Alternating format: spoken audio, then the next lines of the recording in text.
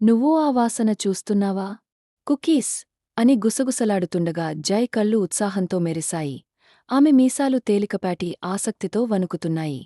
వేరుశెనగ వెన్న వాసన! మరియు ఇబ్బంది. ఆమె గొనుగుతోంది చాట ఉత్సాహంగా తన రెక్కలను ఊపాడు. కుకీస్! తీపి! తీపి కుకీస్! అతను అరిచాడు. జై నవ్వుతూ, రుచి చూడటానికి కలిసి పని చేద్దాం. క్యూట్ నిట్టూర్చింది కాని, ఆలోచనను అడ్డుకోలేకపోయింది. సరే, ఆమె చెప్పింది. కాని ఒకే ఒక కుకీ.